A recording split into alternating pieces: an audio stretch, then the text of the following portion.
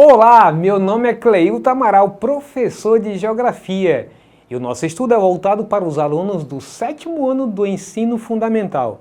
E o nosso estudo de hoje é riquezas e fragilidades ambientais da Amazônia. Acompanhe comigo! A maior floresta tropical e maior reservatório de água do mundo, a Amazônia, é hoje uma das grandes regiões naturais do planeta, tendo boa parte de sua vegetação preservada, além de uma vasta diversidade de fauna e flora. Com baixa densidade demográfica, a região é um importante laboratório natural para pesquisas, além de atrair diversas atividades extrativistas. A Amazônia e o mundo. A Amazônia, para você ter uma ideia, ela é bastante comentada e bastante cobiçada pelo mundo inteiro.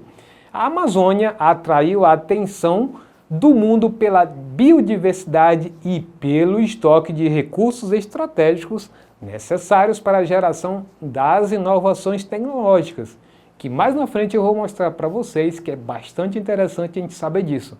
Nada mais do que um brasileiro saber que potencial tem o seu próprio país ou sua própria região. A riqueza da Amazônia é a atenção do mundo quando trata-se do uso sustentável de seus recursos. Quanto aos recursos minerais, a Amazônia, além de ser detentora de uma grande biodiversidade em seu subsolo, detém importantes estoques de recursos minerais.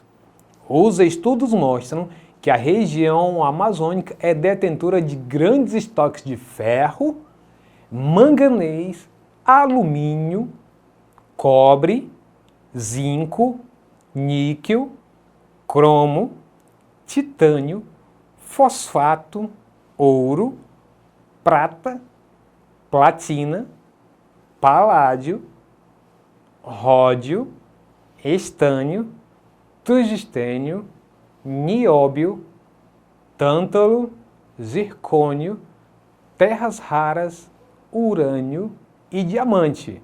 Tem a foto aí na sua tela da exploração de minerais da Vale em Carajás, no Pará. Então, nós aqui temos vários recursos minerais, mas eu resolvi escolher alguns que, digamos assim, têm a maior cobiça e têm a maior atenção do mundo, porque eles estão exatamente em grande proporção dentro da Amazônia. Ao contrário de outros que são comuns em vários lugares do mundo, esses que eu escolhi, eles têm uma característica de maior parte deles estarem aqui. Por isso existem muitas conversas, muitas defesas, às vezes, que não correspondem à realidade de nações que culpam demais o Brasil, porque na verdade querem pôr a mão nesse pedaço de terra que ele é extremamente valioso e representa o futuro. Vamos falar então sobre o nióbio, que é um dos minerais bastante importante e que inclusive é responsável pela fabricação de muitos componentes eletroeletrônicos e até aeroespaciais. Vejamos daqui a pouquinho, vou mostrar algumas coisinhas para vocês. Vamos lá. A maior parte da produção de nióbio, cerca de 80%, destina-se ao preparo de ligas com ferro, utilizadas em pontes, dutos, locomotivas, entre outros, por causa da elasticidade e da alta resistência ao choque. Olha esse detalhe, vê como ele é um diferencial em relação a outro tipo de mineral, né? Ele é usado como liga junto com o ferro. Então, as reservas atestadas pelo Departamento Nacional de Pesquisa Mineral de nióbio em Morro de Seis Lagoas, em São Gabriel da Cachoeira, a 852 quilômetros a noroeste de Manaus, por exemplo, dariam, olha o detalhe, presta bem atenção nisso aí, por isso que eu disse que o que está aqui na Amazônia é motivo de grande cobiça mesmo, daria para atender a demanda mundial por 400 anos. Então veja só, quem não estaria com vontade de lançar mão sobre um território desse que tem um nióbio que só em 2 localidades, em Seis Lagos e São Gabriel da Cachoeira, no Amazonas, você encontra esse potencial enorme. Então isso é um caso a se pensar. Então eu tenho aí duas áreas no mapa do Brasil, inclusive as pedras de nióbio como ilustração. Eu tenho aí Minas Gerais como um dos grandes produtores, em milhões de toneladas, cerca de 400 milhões de toneladas a capacidade de Araxá em Minas Gerais, e também no Amazonas, cerca de 170 milhões. São essas duas bolas maiores de laranja que você está vendo aí na sua tela. Então, tem uma ilustração na sua tela aí bastante significativa, mostrar a importância desse nióbio e qual é a utilidade dele, na verdade. Então, o Brasil tem 98% do nióbio mundial. Olha como isso é fantástico.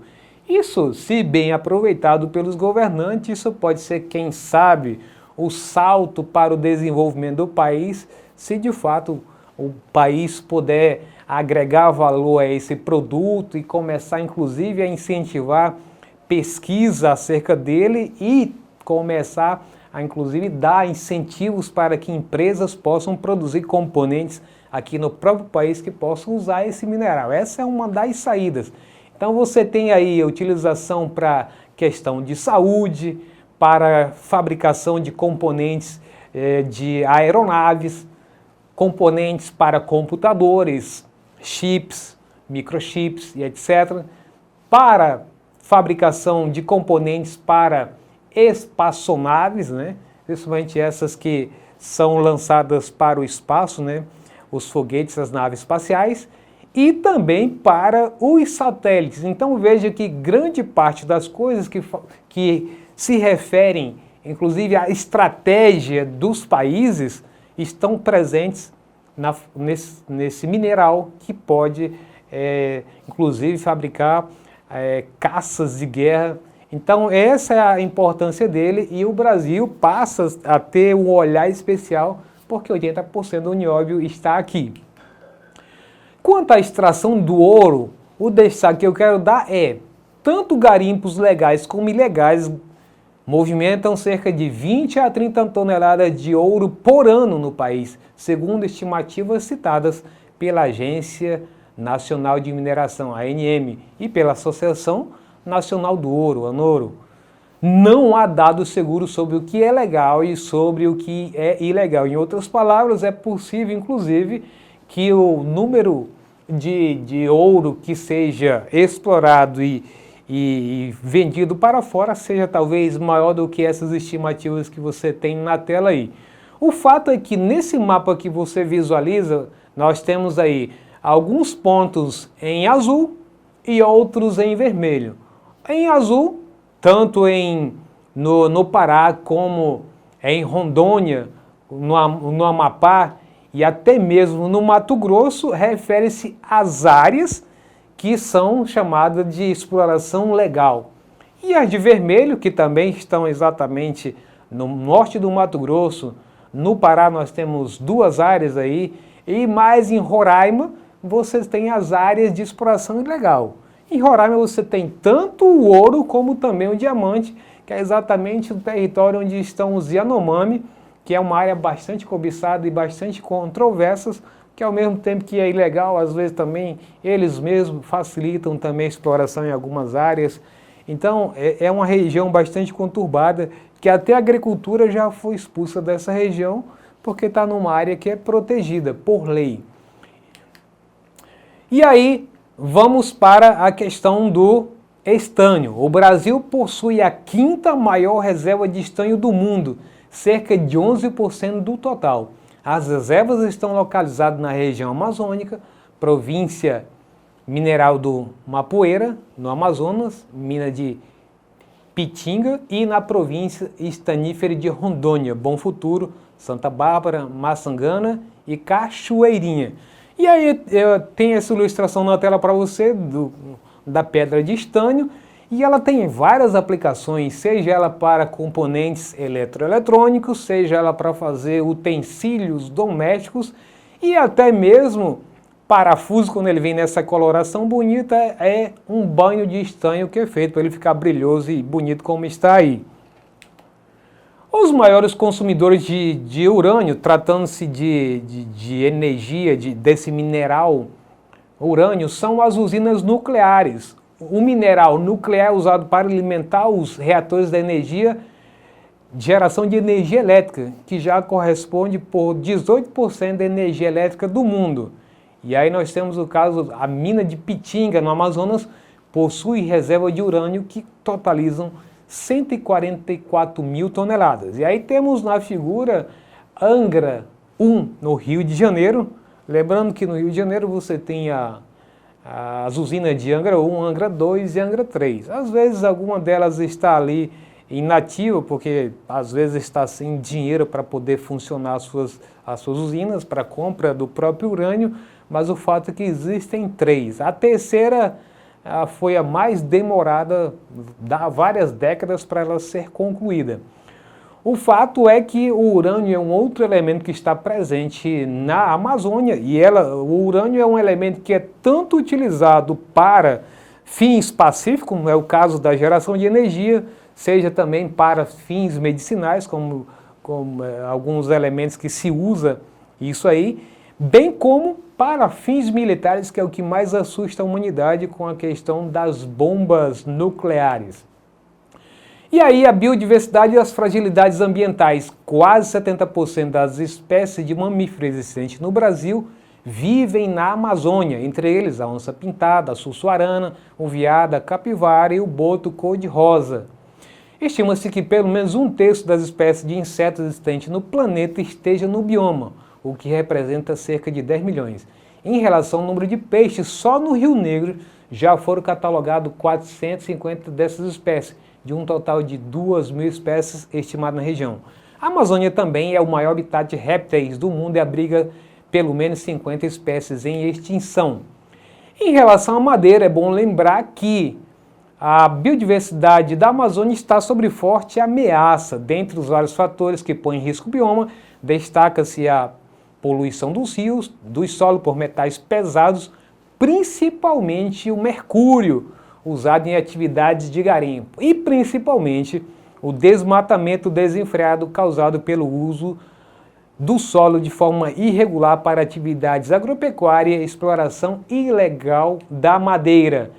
E aí, segundo o INPE, os índices de desmatamento são puxados pelos grandes plantadores de soja, pelos pecuaristas e também pelo alagamento de florestas ligado às grandes obras de infraestrutura, principalmente as hidroelétricas. Vamos então para os resultados, que com ele você com certeza vai lembrar de algo que eu acabei de falar.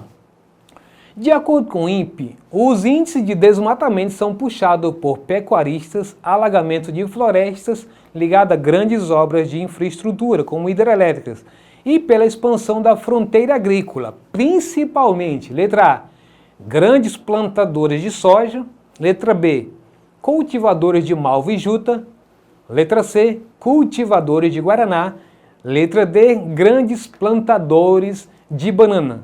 E aí, fez sua escolha? A resposta correta é letra A! Parabéns! Os grandes plantadores de soja, que vai fazendo com que ocorra, então, a expansão da área cultivada em todo o território brasileiro e agora vem fazendo pressão sobre a Amazônia.